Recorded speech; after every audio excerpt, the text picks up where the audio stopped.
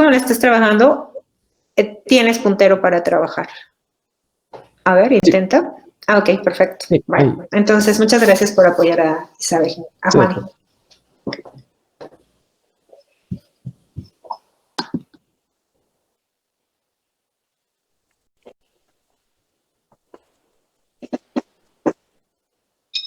Sí. Bueno, empezamos hablando de la pelvis ósea y los músculos del piso pélvico. Entonces, de forma general, tenemos que la pelvis se conforma de 4 huesos, taxis, coxis y 2 huesos ilíacos, que a su vez van a estar conformados por la unión entre el ilion y el pubis. Y lo importante aquí es que la vamos a dividir en una pelvis falsa y una pelvis verdadera. Ya en clases anteriores ya hemos visto esta división, no me detengo mucho, solamente recalco que la importancia obstétrica está en la pelvis verdadera, que comienza a nivel de la línea iliopectínea, delimitada por el sacro, el coxis, las clases internas del isquion y las ramas centrales del isquion y la horizontal del pubis, ¿no? La siguiente, por favor.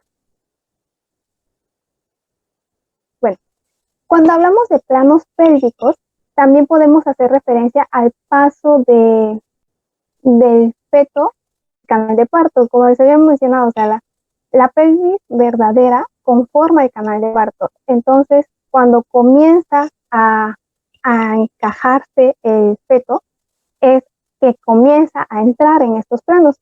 En el Williams nos lo divide en 4, nos menciona 4, sin embargo, ese último, el cuarto que ven ahí, que es el diámetro máximo de dimensiones, hace referencia a la pelvis falsa. Entonces, solamente nos quedamos con que hay un plano de entrada o estrecho superior, medio y de salida. La siguiente, por favor. Les mencionaba, entonces, cuando el diámetro biparietal alcanza la línea pequeña, ya podemos estar hablando de grados de encajamiento.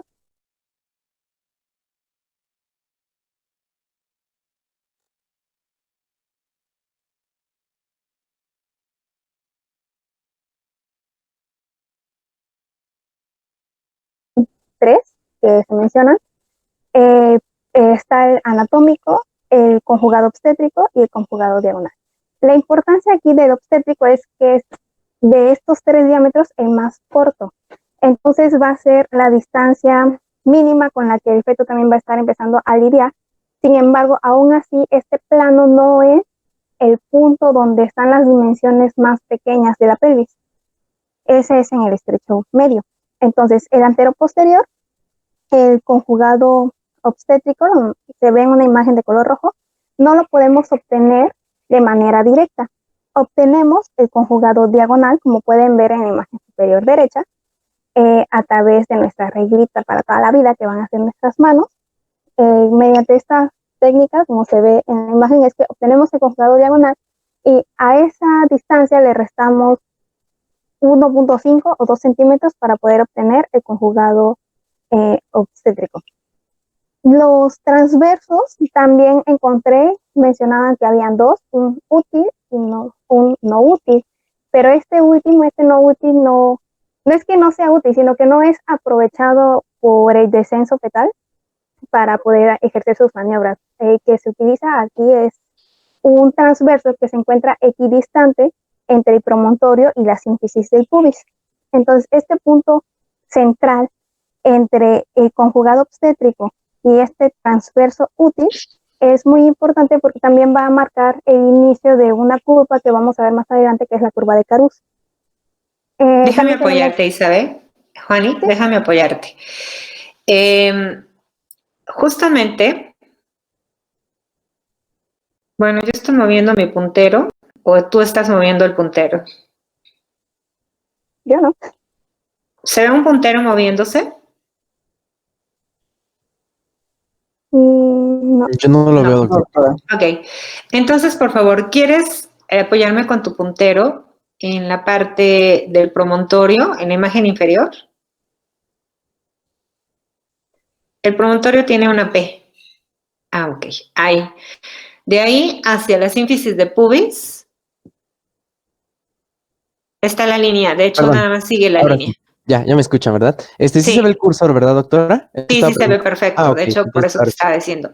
Del promontorio directo a la sínfisis de pubis. Bueno, ok.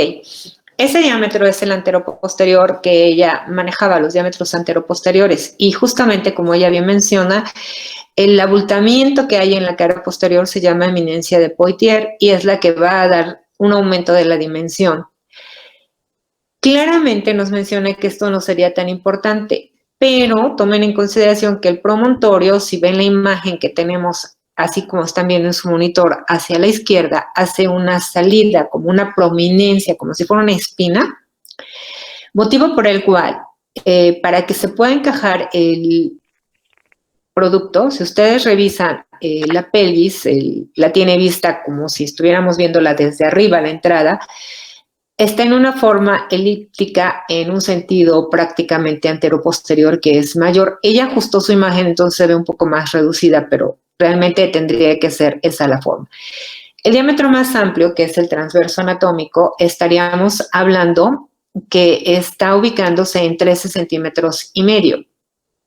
Sin embargo, el transverso útil está un poco más adelante del transverso máximo. Y esa nos sirve porque lo que está haciendo, si el producto quisiera encajarse en el transverso máximo, ¿quién le estorba atrás? El promontorio.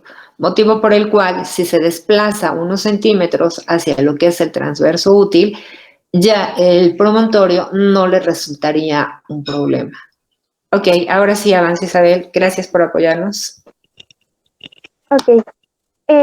También tenemos los oblicuos que van de la articulación sacroiliaca hacia la siguiente eminencia. Y bueno, también encontré que el izquierdo mide, me parece, 12.5 centímetros y el derecho mide 12 centímetros. La siguiente, por favor.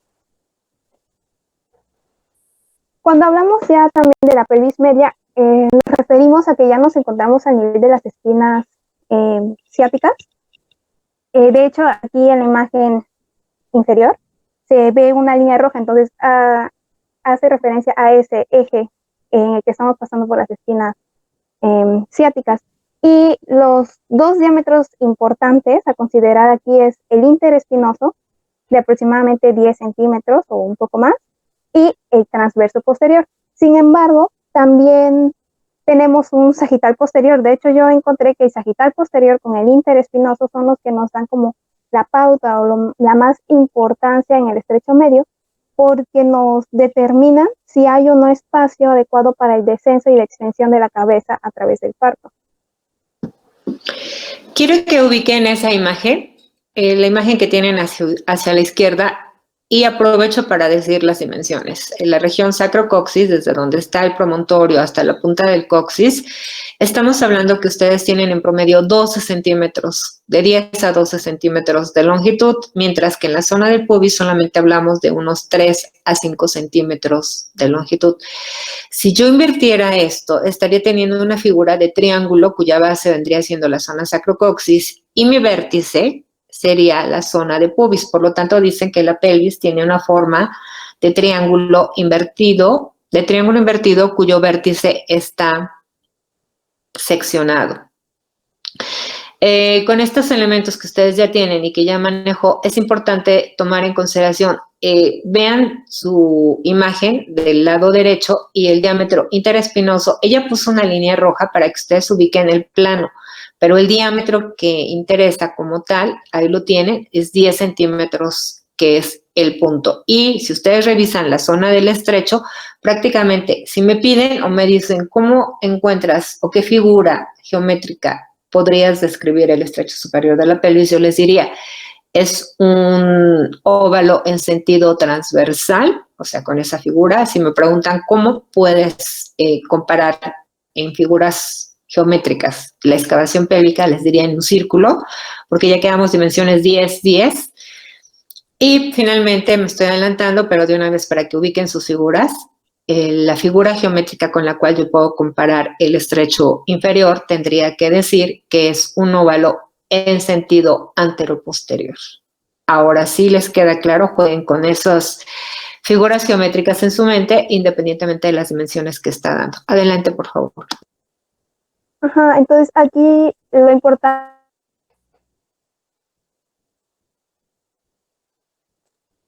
de por sí ya es un plano donde las dimensiones son menores, se hace aún más corto. Entonces podría evitarnos poder considerar un parto vaginal. Siguiente, por favor.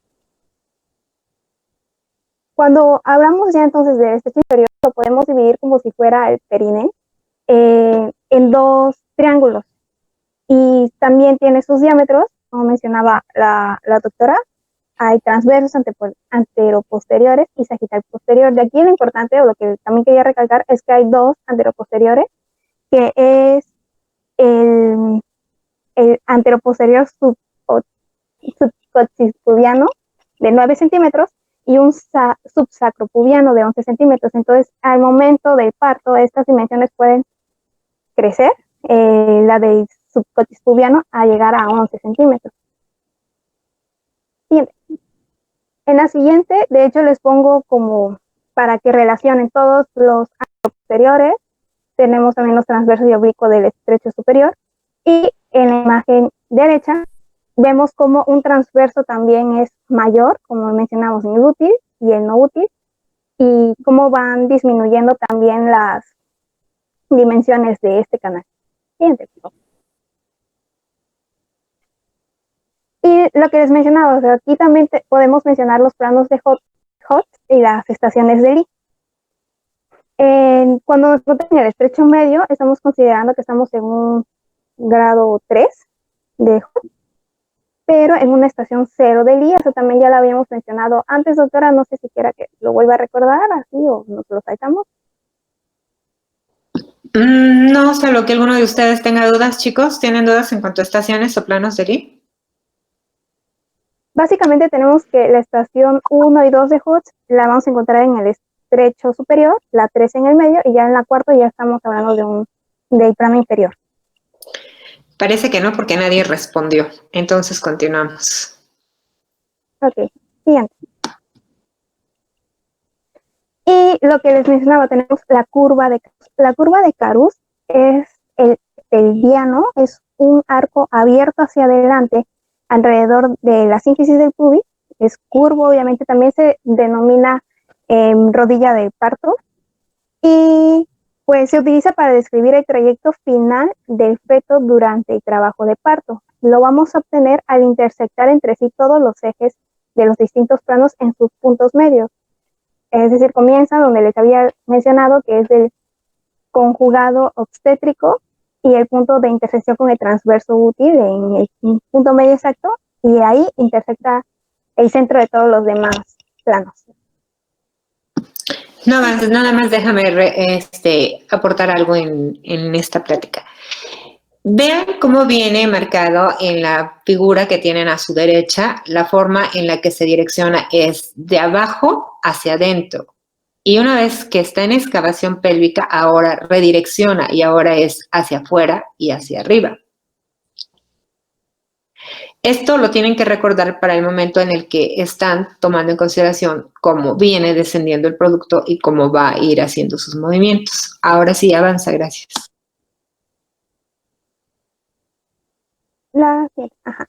Tenemos la clasificación de Catmuller, que se basa en clasificar a las pelvis de acuerdo a su forma, y esta a su vez se basa en el diámetro transverso no útil que le había mencionado antes, o el más amplio, y las divisiones anteriores y posteriores. Entonces, la forma posterior le va a dar el nombre del tipo de la pelvis, y la anterior la tendencia a qué tipo de pelvis es, porque no, por lo general las pelvis no son puras, se menciona que son mixtas. Entonces podemos tener, por ejemplo, una pelvis ginecoide con tendencia androide. Quiere decir que la parte posterior tiene características ginecoides, pero la anterior androide. Y también encontré que no es posible tener una pelvis platipeloide con tendencia antropoide, ni platipeloide con tendencia androide.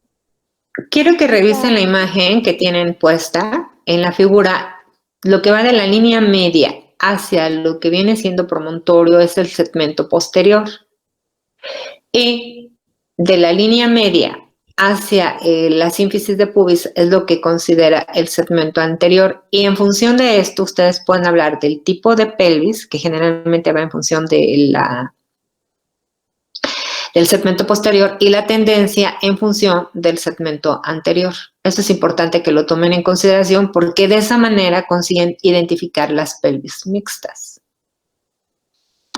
La siguiente. Entonces, 4 tipos. La pelvis ginecoide con una relación entre diámetros armónicas y redondeada, la pelvis platipedoide o pelvis plana, que presenta un aplanamiento en sentido antero-posterior, la pelvis androide con un aumento en el diámetro antero-posterior, con forma de corazón, de hecho, así se menciona, y la antropoide con un estrechamiento transversal y alargamiento antero-posterior. Aquí también les puse como las características de cada una, pero pues el punto tampoco no es leerlas todas. La siguiente, ¿algo que quiera agregar de aquí, doctora? Yo sí quiero que nos digas cuáles son las características de la pelvis ginecoide.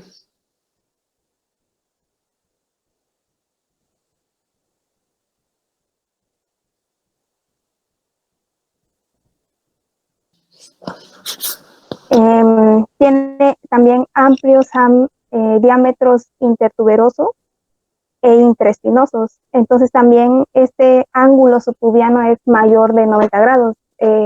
Lo normal también encontré que era en las pelvis era de 90 a 100 grados, pero en específico esta ginecoide. Pero ¿cómo le hago? ¿Cómo le hago por clínica para identificar el ángulo subpúbico? Con el La pregunta queda abierta a todos. Salvo a Mario, que no puede salirse a buscarla porque está presentando. hay una imagen, bueno, no la puse, creo, Doctora, donde creo- ponen a la paciente. ¿Quién iba a hablar aparte de Juani? Yo, Mario. Mario, ok. Tienes la respuesta. Yo excluyéndote y tienes la respuesta. Te escucho, No, Mario. la verdad no recuerdo bien porque había una técnica que mencionaba el Williams, pero todo esto era dependiendo de, igual, obviamente, tacto, ¿no? Entonces, la maniobra se manejaba introduciendo el dedo índice y acercándolo bueno, este era el promontorio, para posteriormente pegarlo a las paredes y así calcular el ángulo. No recuerdo, No, Mario. ¿no? Van a revisar lo que es el tacto impresor de Müller, en lo que tenemos el avance, si no ya lo comentamos, ¿de acuerdo? Continúa, por favor, Juani. Ok, la siguiente entonces. En cuanto a la pelvimetría, Maniobra que intentabas decir, Mario. Sí, cierto. ajá, pero estas maniobras son para obtener los diámetros, el conjugado diagonal. Sí, ya me acuerdo. Gracias. Bueno, la pelvimetría puede ser externa, interna o radiológica. La externa también ya casi no es tan confiable. Se basaba o se basa en obtener los diámetros biespinoso, bicrestal, vitrocanteriano, el conjugado externo, a través de pelvímetros que los más usados son el de Boudin y el de Baudelot. Y bueno, la que nosotros realizamos con el tacto son las medidas internas para poder con el dedo índice y medio palpar el estrecho superior, que va a comenzar con el arco subpubiano y obteniendo el conjugado diagonal. Checamos así la forma de la pelvis, las dimensiones normales. También encontré que el promontorio en sí no va a ser tan accesible en una pelvis normal. Entonces también me dio duda, porque entonces ¿cómo voy a obtener mi conjugado diagonal? No es que no lo puedas conseguir. Normalmente estamos hablando que el diámetro conjugado diagonal tiene que ser 10.5.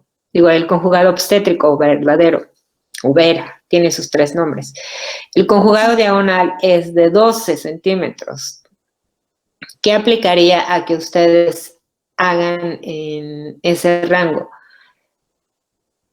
Si mi paciente tiene un producto que está en un tercer plano de Hooks ya franqueó las espinas ciáticas. Y las espinas ciáticas, Mario, ¿te puedes ir hacia donde está la distancia intermedia entre el promontorio y el borde del dedo del flexionado? Sí, aquí. A ver, voy a hacer. A ver.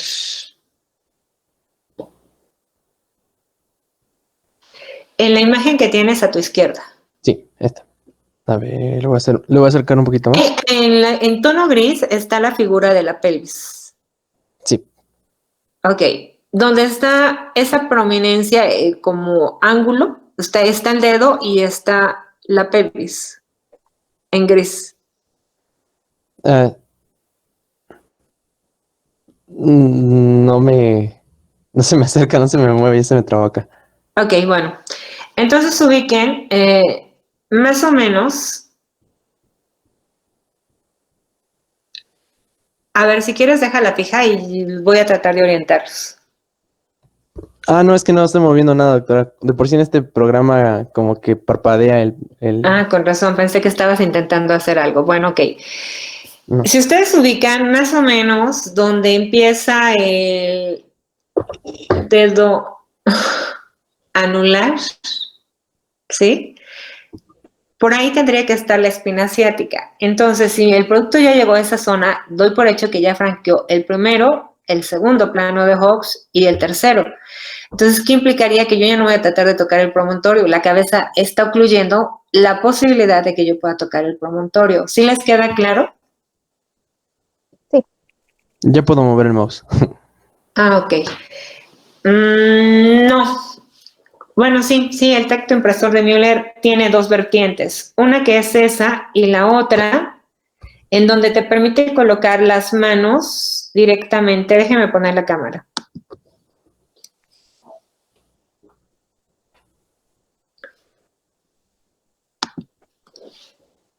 Este sería el pubis, mis pulgares son el pubis y evidentemente esta es la región sacrocoxis. Entonces lo que yo tendría que hacer es colocar prácticamente mis manos sobre el borde, o sea, esta zona de mi mano tendría que quedar colocado sobre la estructura ósea de mi paciente. El paciente está en una posición ginecológica y lo que yo voy a tratar es de ubicar esta zona. Entonces, voy a poner mis manos a nivel de la vulva sobre la zona de pubis y ven en este momento qué imagen tienen. Tienen un ángulo abierto, una famosa U o un ángulo mayor a 90 grados. Eso sería ya que terminé y pongo mis manos en esa zona. Por último, en el estrecho inferior, lo que tendrían que hacer también es cerrar su puño y tratar de pasarlo en la región vulvar. Si pasa en mi longitud del inicio de mi puño a mi término es de 10, obviamente va a pasar una cabeza, pero si la longitud de mi puño es de 8 y no pasa, mucho menos va a pasar una cabeza fetal. Entonces, ese es el parámetro que tendrían que considerar. No puedo irme a tratar de tocar el promontorio si la presentación del producto está ya en un tercero o en un cuarto plano de Hooks. Ahí sería fuera de lógica. Ok, ahora sí, avanza, por favor. Ok. La siguiente. Juanín. ¿Sí me escuchas? Ajá, que avanzaras. Ok. Entonces, ya lo importante de la pelvimetría, como nos mencionaba la doctora, es que la evaluación de la pelvis para un embarazo dado y el tamaño del feto para una pelvis dada, la tenemos que relacionar para ver si es posible un parto vaginal. De hecho, también es importante la presentación del feto para considerar esas dimensiones.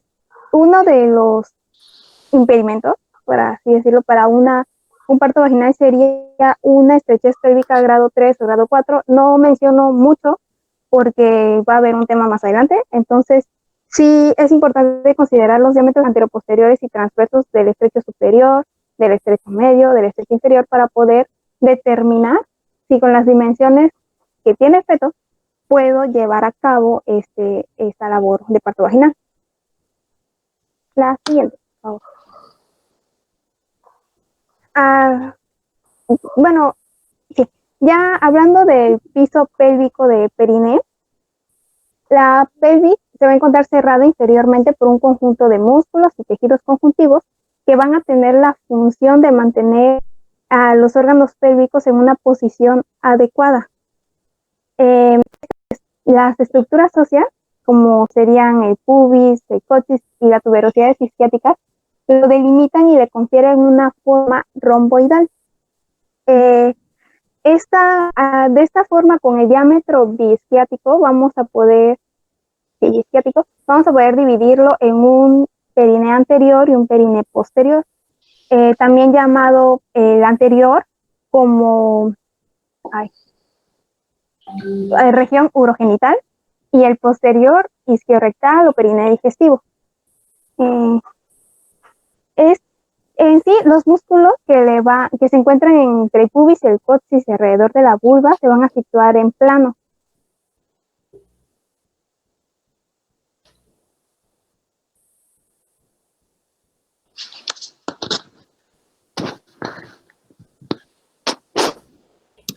Formado por los músculos que sujetan ya propiamente los órganos y controlan los esfínteres, mejoran la calidad también de las relaciones sexuales.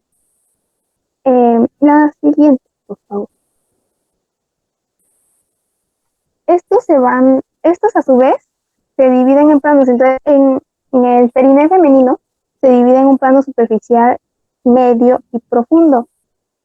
Pero también tenemos que considerar que hay un plano más superficial, que sería el supraponeurótico, y pues todos estos músculos que nos ayudan a formar este piso pélvico o diafragma pélvico también se menciona.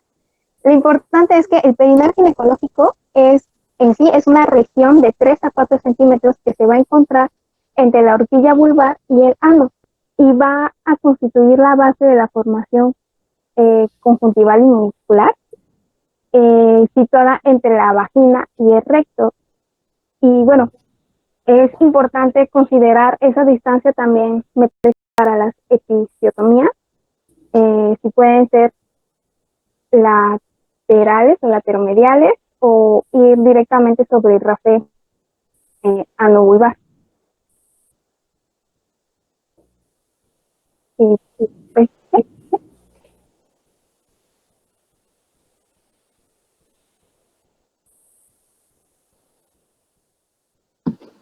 Sus preguntas, chicos. Doctora, en la presentación ginecológica, de morfología platipeloide, ¿se ve necesaria una cesárea? Obligadamente, si no cuentas con forceps. Ajá, si no cuento con forceps. Pero normalmente la gran mayoría de las pelvis, cuando tienen una distorsión, difícilmente le permites un trabajo de parto. En algunas sí vas a utilizar forceps, pero lo ideal es que si puedes prevenir problemas, termines por hacer un procedimiento cesárea. El punto es que lo puedas sospechar, Mario. Si no lo sospechas, entonces ahí es donde vamos a tener problemas. ¿Qué puede hacerme pensarlo? Bueno, el tipo de vientre que tiene la paciente no sería del todo significativo, pero sí la forma de su pelvis, y algo que le faltó comentar a Isabel, el famoso triángulo de Michels, que clínicamente lo podrías ubicar pidiendo a la paciente que se ponga de espalda, baje su ropa interior hasta la línea interglútea. Si trae bikini, bueno, pues obviamente su ropa interior termina justamente en la línea interglútea, bueno, inicia. Y ahí podrías ver en la parte media lo que vienen siendo los agujeros de Venus, lo cual te permite tomar en consideración, creo que sí la pusiste, Isabel, Juani, el triángulo de Michels. No, me estoy confundiendo con la otra presentación.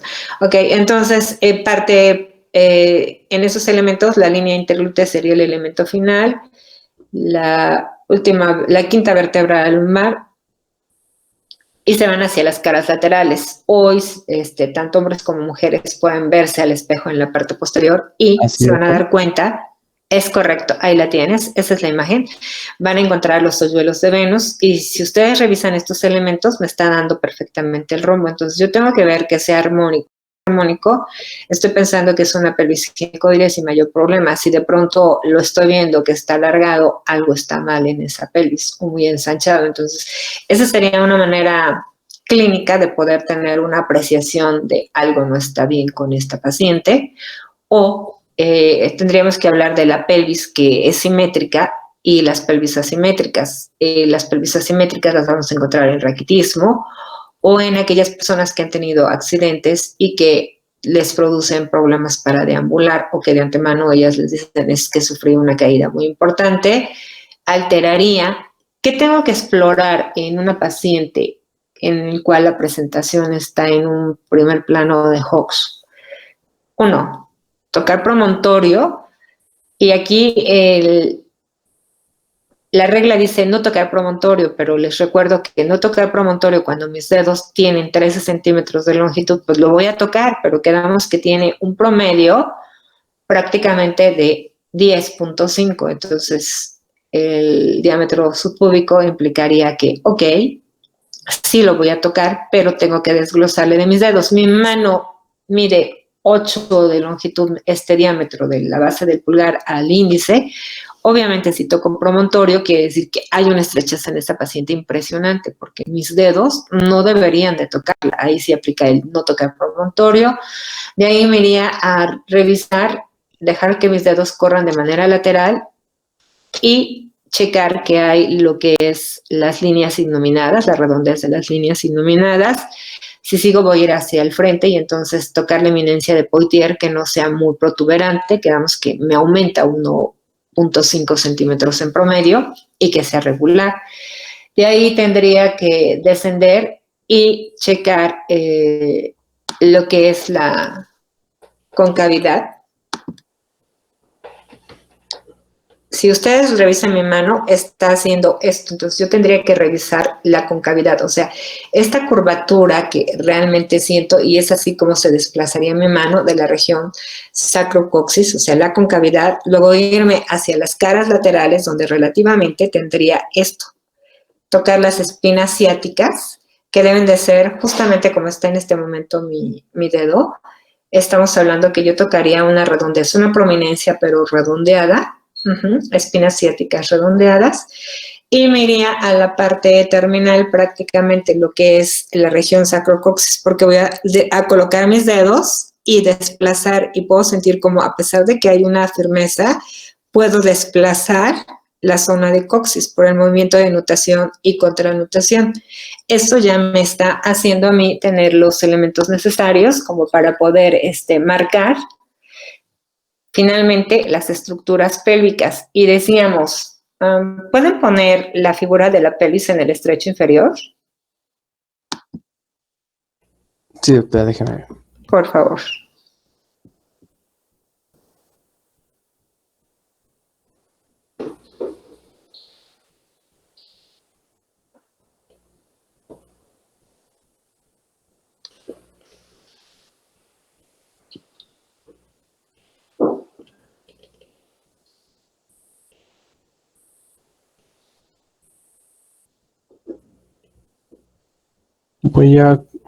Me avisa, por favor, si le puede ver otra vez la pantalla. De acuerdo, en este momento no se está proyectando. Una ventana. Ya. Déjenme pongo esto. ¿Sí ya está iniciando la presentación, sí. ¿Ya? Ok. A ver. Ahí si quieres, en esa imagen está bien. La anterior. ¿En esta clasificación de...? No, era creo que la final. Ah, ok. ¿En esta? Ajá. Chequen, ustedes tienen la imagen. Lo que tendría que colocar son mis dedos, tal cual está este borde. El borde lo tendría que colocar directamente. Intenten colocar el borde de sus manos, que en este caso estaríamos hablando de colocarlo así, sobre la estructura de la zona de los huesos. O sea, ustedes van a colocar sus manos, háganlo sobre su pantalla. quedamos que van a hacer esta posición. Si es una pelvis prácticamente androide, esta es la imagen que yo voy a tener, una V. En cambio, si la estoy proyectando sobre una pelvis ginecoide, mis dedos, a la hora de colocar sobre la estructura del pubis, estando la paciente en posición ginecológica, lo que ustedes valoran es esto, un ángulo mayor a 90 grados o una forma de U relativamente. Ahora, lo que van a hacer es cerrar su puño y tratar de pasar el puño cerrado en la región vulvar. Y si mi mano pasa a través de las estructuras óseas como tal, ¿qué es lo que yo encuentro?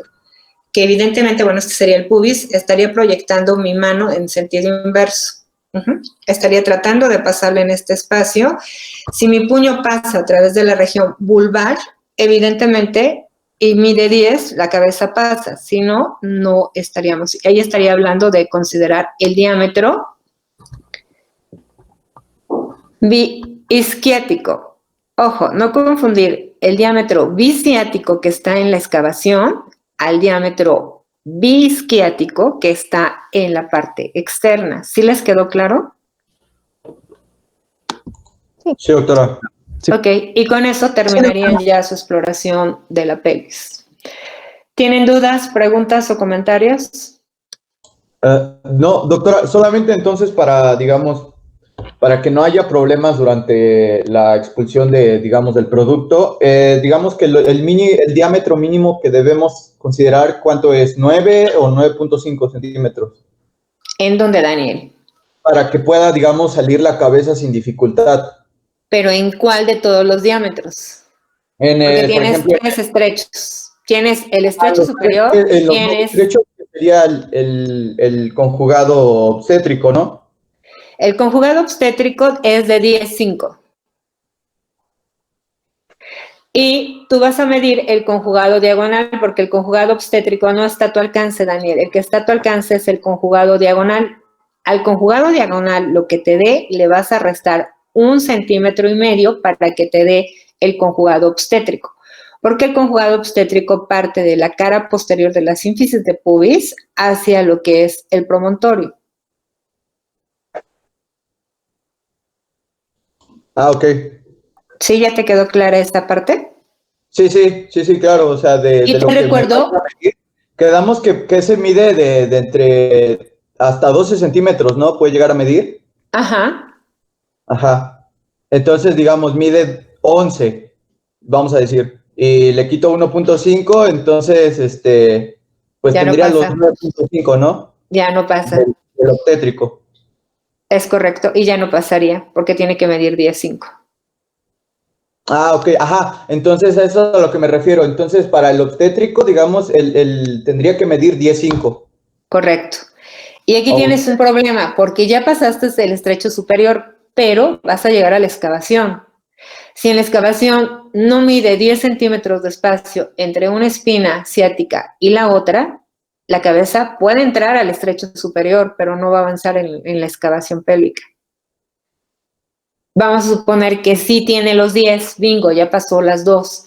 Pero ahora tienes una paciente que se cayó y se fracturó, soldó el coxis, pero no tiene el movimiento de nutación y contranutación, no va a incrementar el 1,5 centímetros. Por lo tanto, la paciente tiene 9 centímetros en sentido anteroposterior. No va a pasar el producto. Ah, ok, doctora. Sí, o sea, tienes que ir, digamos, como avanzando. Primero franqueas el estrecho superior, después te interesa que pase la concavidad, cuya zona más crítica estamos hablando que son las espinas ciáticas. El diámetro anteroposterior también tiene relevancia porque mide 10. De hecho, quedamos que la figura, por eso les hice el comparativo con las figuras geométricas, es circular. Y en el estrecho inferior quedamos que nuevamente es ovalado, pero ahora ya no en sentido transversal como el superior, sino es en sentido anteroposterior. Ok. O sea, tienes que ir pasando como una serie de exámenes para que finalmente estés aprobado y puedas nacer. Doctora, todas estas mediciones las voy a hacer cuando ya se esté llevando a cabo todo el proceso de parto, porque, por ejemplo, ¿cómo es posible que yo pueda como, no predecir, sino, ay, ¿cómo explicarlo? Sí lo puedes hacer. A A ver, ver, quedamos que si es una paciente que camina chueco y quedamos que siempre que ingrese una paciente, aunque estén muy ocupados, en cuanto tocan la puerta y entra, levanten la vista. Me interesa ver cómo camina. Ok, ya la vi que camina bien. Ah, camina chueco. Entonces, inclino mi vista y veo hacia sus pies. Trae un tacón y el otro no.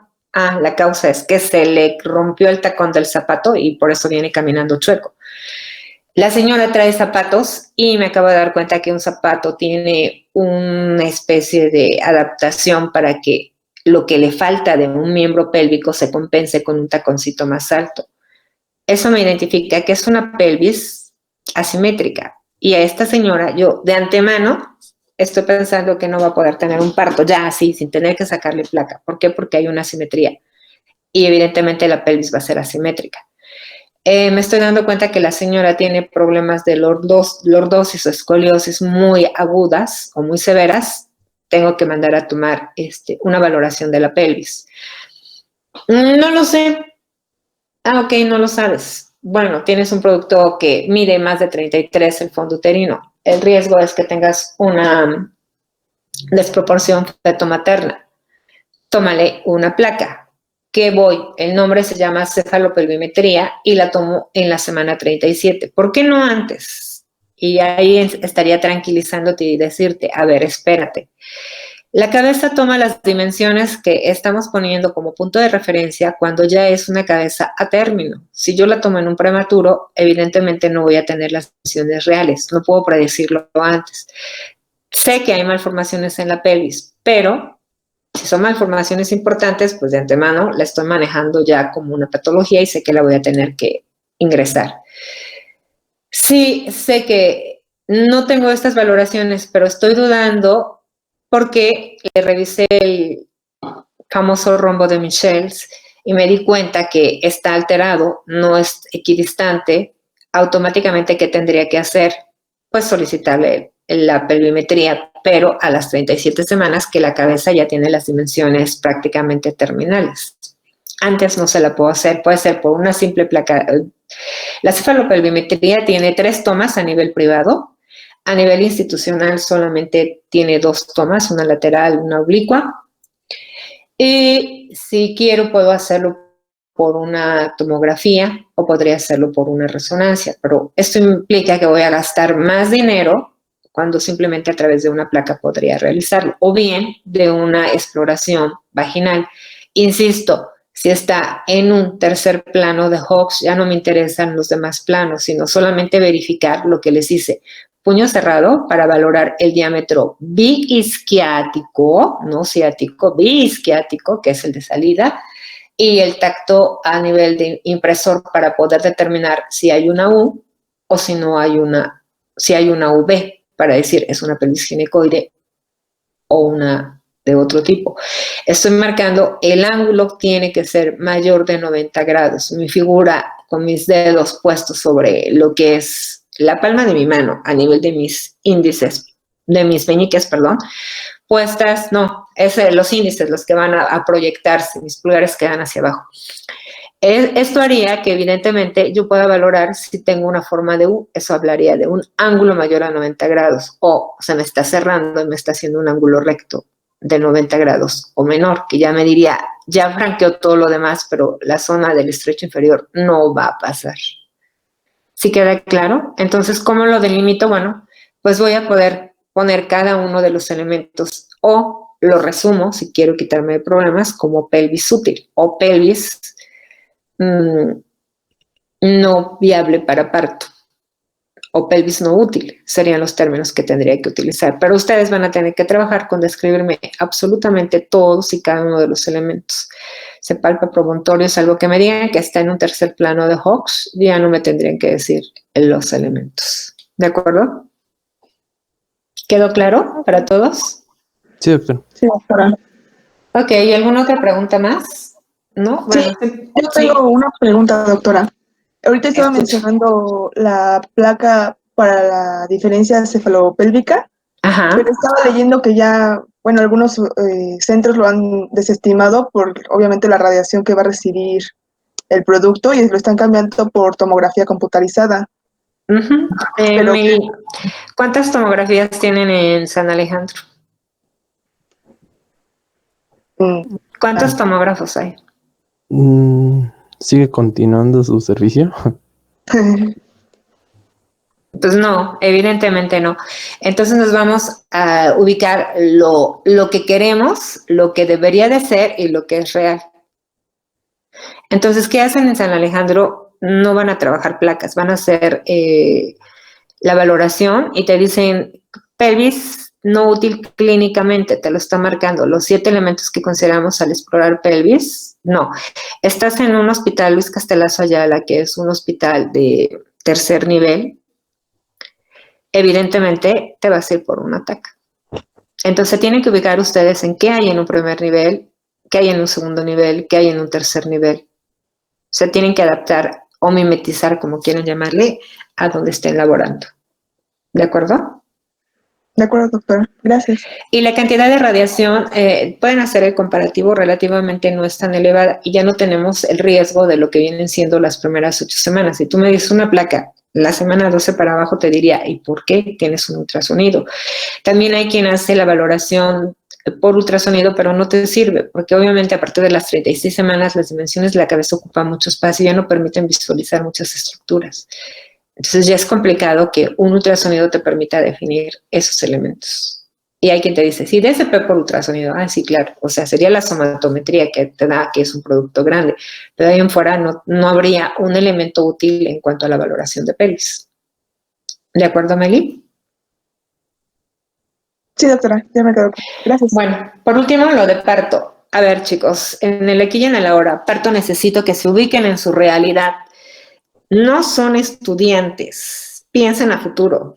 Cuando salgan, van a trabajar como internos de pregrado. Esa es su primera función. Por lo tanto, ya no piensen como estudiantes. A partir de este tema, no quiero que piensen como estudiantes, sino que piensen proyectándose con las características propias de un interno de pregrado. ¿Qué necesito saber? Que me digas la definición de parto, que me digas la definición de mecanismo de trabajo de parto, cómo atiendo el parto, cómo me visto, primero guantes y después la bata, o primero la bata y luego los guantes, y si no hay batas, ¿con mi pijama puedo atender un parto? Sí, sí lo puedes hacer. Ok, como la doctora dijo que con mi pijama es más que suficiente, pues ya, así llego a atender un parto. Te van a regañar porque en tu hospital hay protocolos, hay batas, y en un hospital privado no puedes hacer eso. En una institución pública, cuando se acaban los recursos, te toca atender el parto con tu pijama quirúrgica y no hay bata. Y hazle como quieras, ¿de acuerdo? Entonces, en ese margen es como van a tener que comentarlo. Ok, ¿quién lava a la paciente? ¿Cómo se lava? ¿Con qué material se lava? ¿Cuándo ingreso a la paciente a sala de expulsión? ¿Cuáles son las indicaciones que puse previamente y por qué? Fundamentadas obviamente en la norma oficial mexicana que avala trabajo de parto. Es la norma 007, así es que la buscan y van a tener que ser puntuales. De acuerdo a la norma se hace esto no se permite. Siguiente elemento. ¿Dónde coloco o dónde están colocados y cuántos bultos están colocados? Uno de qué es, el otro de qué es. Uno es para ropa, uno es de material instrumental. Si estoy en ISSSTE o ISSSTE, tengo enfermera instrumentista y no me ocupo de esto, pero como no todos se van a ir ahí, pues van a tener que aprender a colocar su instrumental. Entonces, ¿en dónde coloco el instrumental? ¿En qué mesa? ¿Qué instrumental? Y de hecho, quiero que todos, si tienen, no es obligación, los que tengan estuche de disección, lo sacan para su práctica, para que podamos utilizar, en este caso, las pinzas de Kelly como si fueran pinzas fuertes y puedan trabajar con los elementos de la forma en la cómo podrían colocar su instrumental. Entonces, colocación de instrumental, con qué la ve, en qué forma, en qué dirección, hacia dónde, cómo coloco los campos en mi paciente. ¿Qué maniobras voy a realizar durante la atención del parto? ¿Cómo hago una episiotomía? Los elementos que tomamos en este momento de hacerlos que hagan su dibujito y que pinten en verde el plano superficial es porque los van a utilizar durante el proceso de la episiotomía, durante la técnica de la episiotomía. Esos elementos son los que ustedes tienen que trabajar. están totalmente de acuerdo. El alumbramiento, ¿cuánto tiempo me espero para que se dé el alumbramiento? Me van a decir, ¿y qué con la curva de eso? Nada más me mencionan que ustedes valoraron que su paciente tuvo tanto tiempo o de fase activa, que en este momento ya ustedes tienen tanto tiempo para esperar para que nazca la cabeza, porque ya está en el periodo expulsivo. ¿Cuánto me puedo esperar sin hacer algo para que nazca ese producto? ¿Cuánto voy a esperar para que se dé el alumbramiento? ¿Qué tipos de alumbramiento hay? ¿Cuál es el mecanismo del alumbramiento? Me tienen que explicar bien el mecanismo de trabajo de parto, qué es sincretismo, asincretismo, que está implícito en el mecanismo de parto. Y lo que me enviaron no es concluyente con la realidad que tienen que trabajar. Doctora, perdón, Sí, aprovechando así de manera rápida. Mario. En cuanto al partograma, bueno, lo claro que entonces el que vamos a ocupar es el de Shang, ¿verdad? No, Bueno, por el que no nos es vamos... el partograma no tiene el gráfico del Shan. El partograma a veces ni siquiera tiene una curva. Ajá, No la tiene. Tú vas a tener que imaginártela. Pero sí el partograma tiene una parte posterior. Y en la parte posterior tú vas a tener que llenar todo lo que hay. Cuánto pesó la placenta, cuánto midió el cordón umbilical, cómo fue el parto. Esa parte es la que tienes que llenar. Por eso es que necesitas el partograma. Revisen si su partograma lo tiene, si no ya les dije que los del Estado de México sí tienen esa parte. Los que tienen o que hayan hecho práctica en el hospital universitario tienen también en la parte posterior esos elementos. Lo del IMSS también lo tiene. Cambia la forma en la que lo plantea, pero lo tiene. Muy bien, chicos, se acabó su clase. Gracias, doctora. Hasta luego. Gracias, Hasta luego. Hasta luego. Hasta luego, doctora.